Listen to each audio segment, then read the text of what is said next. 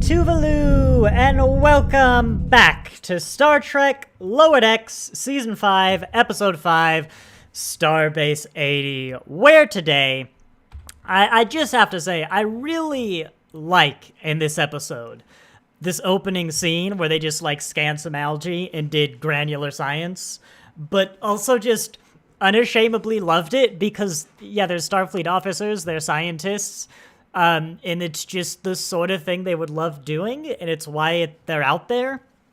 And, yeah, Mariner just being happy. I loved seeing the Mariner we saw when we flashed back last season to her at the Academy, where she was, a massive nerd and just loving Starfleet stuff, because of course. And I love seeing it, because forget Star Trek, just in sci-fi, generally, or just in media, generally, you so rarely get that kind of take, because it's probably not, most people don't have it, particularly people who write television and entertainment, because obviously people who are into that are going to be biased towards more scientific and technical careers and not the writing careers. Although, of course, I'm not saying they're mutually exclusive. Plenty of people love science and are writers. But, there's a bias against that group, I would imagine. And so, in the extreme, you can get people Picard and Riker complaining that they have to, scan some nebula, forgetting that that's the reason the characters are out there. And, there's people like me who genuinely would love, I'd watch a 3-hour YouTube video about the million algae variants on this planet. Literally, my wife came home the other day and I was watching an hour-long video on the American Bureau of Land Management. That's not a joke. Some of the audience probably knows the video I'm talking about. Yeah, I really wanted to bring that up because it was great to see and it was done really well. And it's great for Mariner's character, who, of course, is just kind of accepting being themselves and liking the things they like and not fighting the system. That was a weird intro, wasn't it? Usually I ramble a bit, but no, I really wanted to touch on this part right in the opening bat. And in fact, one other thing I want to say before I go on, there is no Doctor Who live stream tomorrow. Doesn't work well for me and Caden. But in its place, I will be reviewing right here in my hand the USS Titan A model from Fan Home, which I won't spoil by commenting on its quality. It's a good video. I like that video a lot, actually. But yeah, that'll go out tomorrow at noon PST, the same time these live streams usually take. It'll go out in 23 hours, 57 minutes. But no, the reason I got that all out in the first place is because I think this is going to be a somewhat shorter live stream, intentionally on my part, because other than what I just told you of this admittedly important and really appreciated praise, I'm not sure I have a single good thing to say about any other aspect of this episode.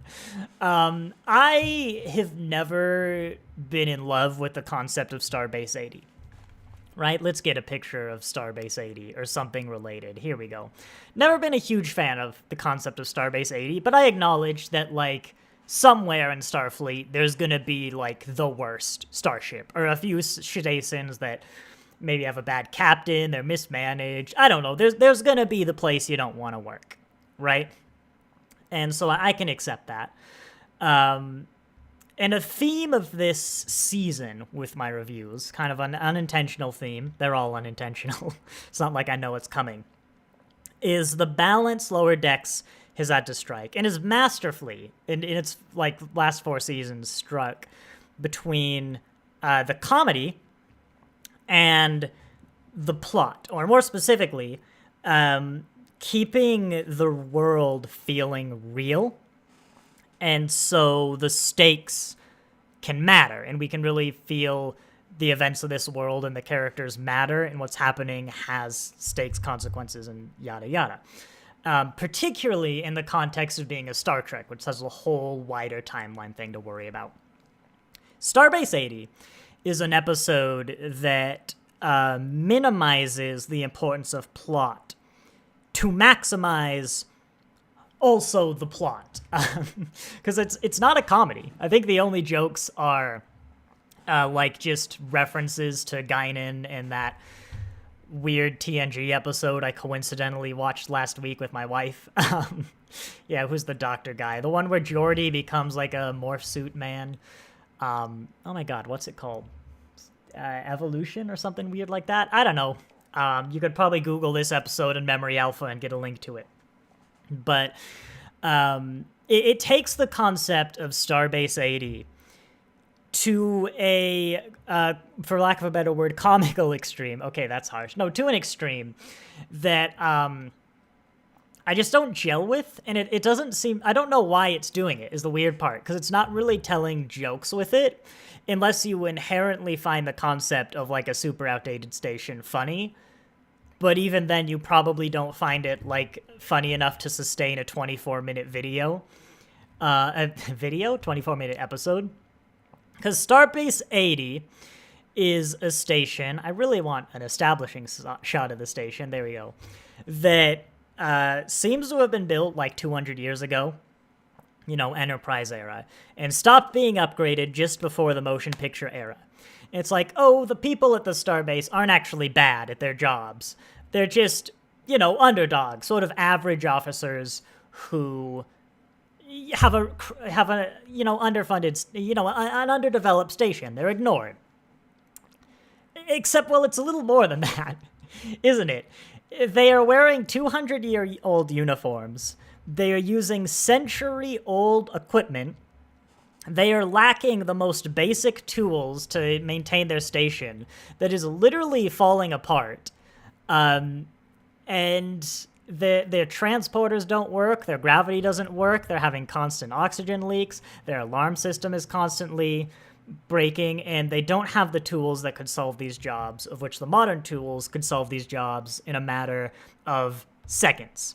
Collectively, maybe like a few days. I mean, Carol doesn't say she's going to be late for her conference she was going to.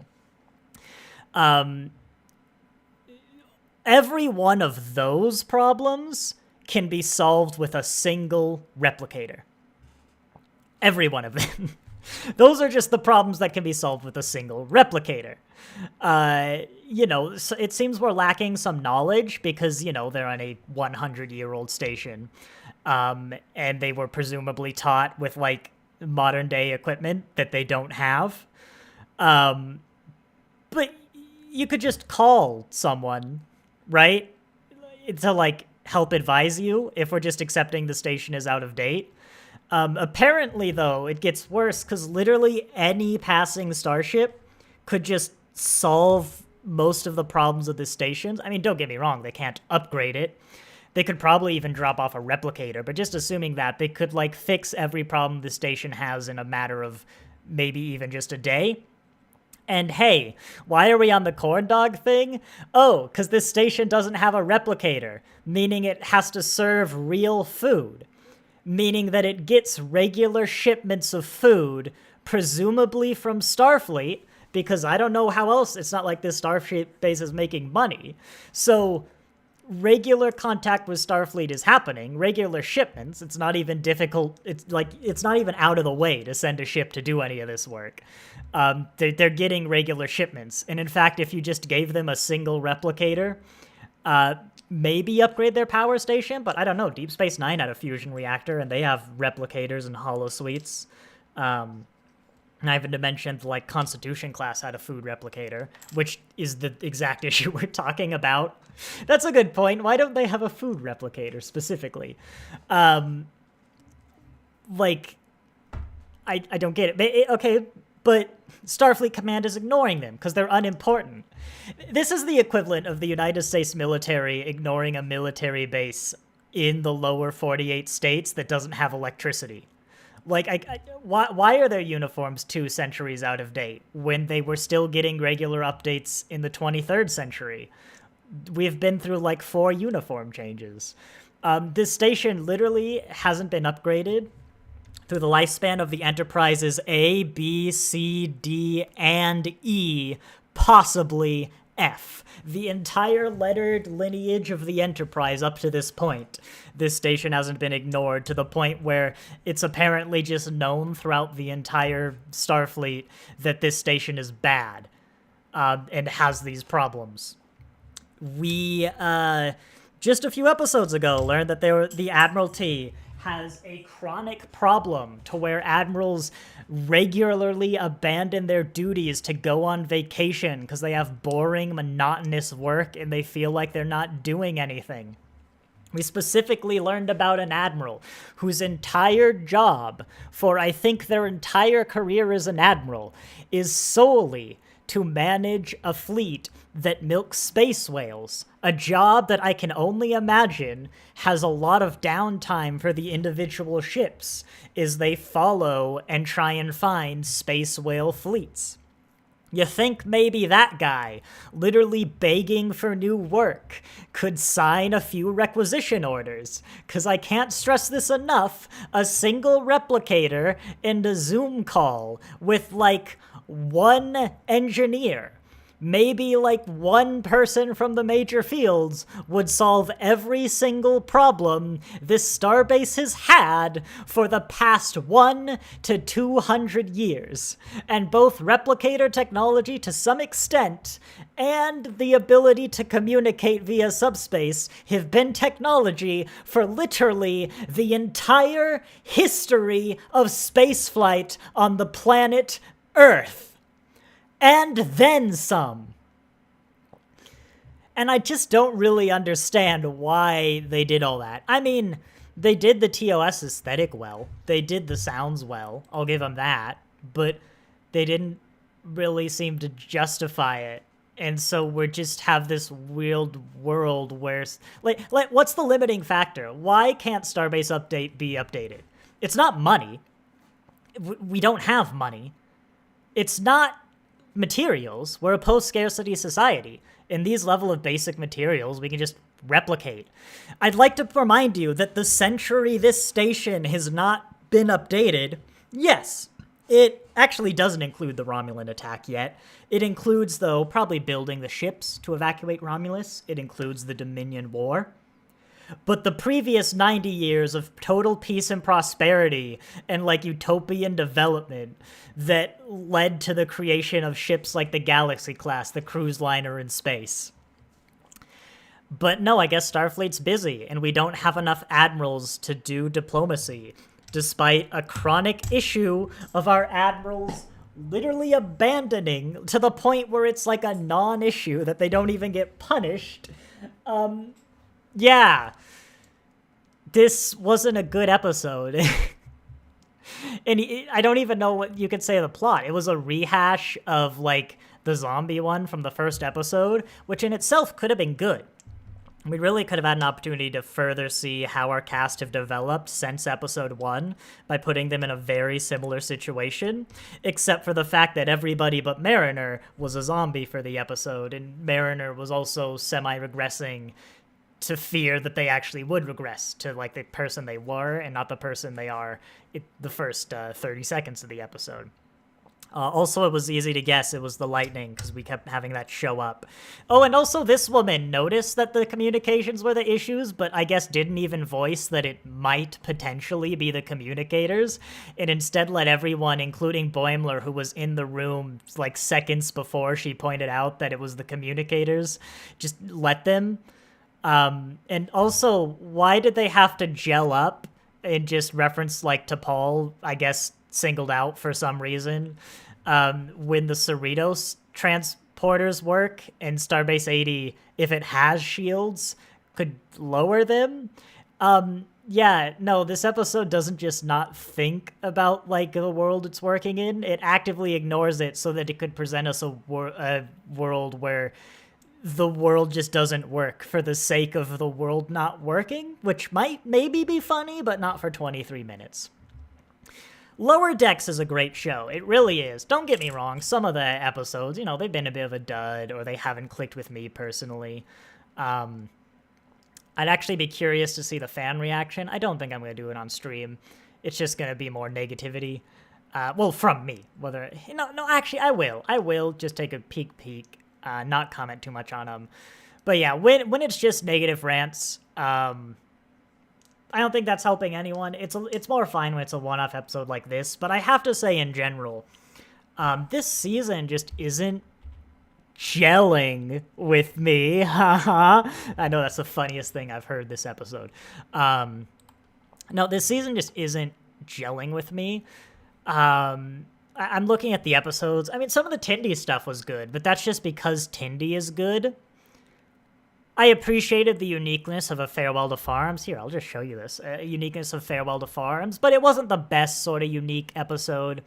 Other than that, there hasn't really... We're halfway through the season, and there hasn't really been a great one. Like, Dos Cerritos and Shades of Green would have been, like, the average a few seasons ago, I feel, but they're the highlights. And I think, to speculate... and possibly this is why Lower Decks was canceled as well, is they're kind of in a loop of having to kill time because our characters have developed now. Rutherford never really had anything goes on. He's been a constant. We've learned all about Tindy and like the mistress of the Winter Star. You could tell more. You could do stuff with her niece, that her future niece, more stuff with her sister. It's not like Tindy's a narrative dead end. But as a character, I think we've got through her development. You could always still tell stories about marginalized communities through Tindy and her grappling with being, the societal expectations as an Orion. But she's also kind of gotten past that. There's still things you can do, but I think it would also be fair to say she's had a complete arc. Mariner, Boimler is going through something this specific season, but it is very background. Mariner's kind of done. Like, with the start of this episode, we had a completed Mariner arc. She went back to that, like, happy ensign that she actually is, sort of a real self. She's gotten over her fear of command and the responsibility. She's seen, she's just become the person she truly is, I feel, and gotten over a lot of her inhibitions and reservations. Speaking of which, why does Mariner have to go to Starbase 80? Like, especially given the captain's her mother, and she's like, Mom, I literally can't go back there. I would rather spend 400 years going to the second nearest starbase. Can you send literally anybody else on this ship? And I guess Freeman was like, nah, you gotta go. Honestly, I don't know why, because we're literally just picking up a piece of equipment and leaving. I don't know why we needed the main cast. This is probably, genuinely, this might actually be the most egregious case of why are these people on this mission in the entire franchise, and that's saying something. There wasn't even an attempt to justify it. Like, oh, the station. No, it didn't even attempt it. Back to the point, I think they're basically just kind of they're done. Like, the show naturally has concluded. Theoretically, you could tell a story of these guys going all the way up to captain, but it's pretty much the same arc. Like, they're already lieutenants. They have subordinates. You just would give them slightly more and more responsibility, and we'd see them take that responsibility just like they've taken this first step, the most important. So I kind of feel we're in a holding pattern till the end of the season, where then we make them proper upper deckers, or maybe we do a flash forward to their captaincy, and their stories are done. I've said it time and time again in the earlier seasons, too. Lower Decks is an ensemble cast, but Lower Decks is the story of Mariner. That is a quote of Mike McMahon. I wish I had an original source. But not the ensemble cast, but Lower Decks is the story of Mariner. Mariner is the main character of Lower Decks. And when Mariner's story ends, so does Lower Decks. It just doesn't... It's told its story. And I feel like Mariner's story is ended. You can put a cherry on top at this point. Another promotion would feel a bit quick, I would admit. they've only been lieutenants for like a year, right? Or you do exactly what you've did to start this episode. Show her settling into the role of lieutenant, in like loving granular science and all that stuff, and just being happy with who she is and who she wants to be. And as I said, that was the start of this episode. Like, Mariner is done. And so yeah, I kind of feel Lower Decks might have overstayed its welcome a tad, at least with the episode so far, and it just needs to kind of put the cherry on top, and I think we'd have a very solid story. And that's my piece. We'll see. Maybe I'm proven wrong. Maybe there'll be a massive episode 10 cliffhanger. No. There are... the episode titles have been announced for the rest of this season. I've taken a peek, and so I have a feeling I know where the story might be going from some of those, and I have a feeling that this is exactly what's happening, is they're stuck in a place where they can't move the story forward, because then the show would be done, but they also can't take a step back, because then they're just taking a step back, so in this sort of holding pattern where nothing can happen. But yeah, I think I've said this piece enough. It is going to snow tonight in Spokane, Washington, and there's still a lot of leaves in my backyard, so I have got to go take care of that. I hope you enjoy the Titan A model. Spoilers, it's a nice model. Tomorrow, it's just sitting here on my desk, certainly nicer than this episode.